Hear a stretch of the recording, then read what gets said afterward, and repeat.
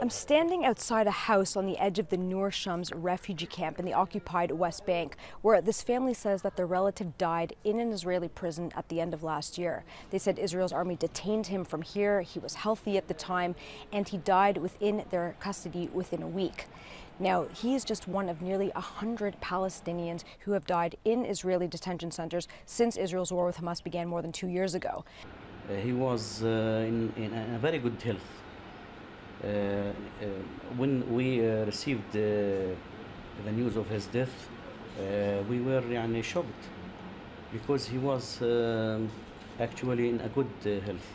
Now, these findings are from Physicians for Human Rights Israel. It is new data, and they say that there has been a massive spike in the number of Palestinians who have died in Israeli military detention centers as well as civilian prisons.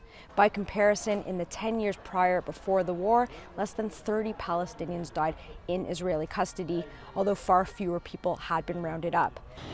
And one of our key findings that a lot of these people died directly from violence and beaten and tortured, or by medical neglect and denial of medical care. Now, the AP has spoken to some people who have worked in these prisons, including a prison guard who said that he himself beat prisoners.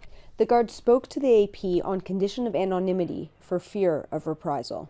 He said the prison that he worked at was dubbed graveyard. Guards were told to reduce the number of deaths.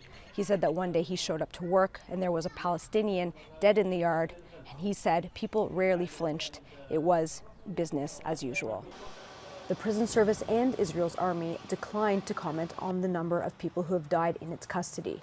The army, however, said it is aware of cases of detainee deaths in its custody. It said any abuse of detainees is strictly prohibited and complaints of inappropriate conduct as well as inadequate conditions are assessed. Where appropriate, disciplinary measures are taken, including opening criminal investigations.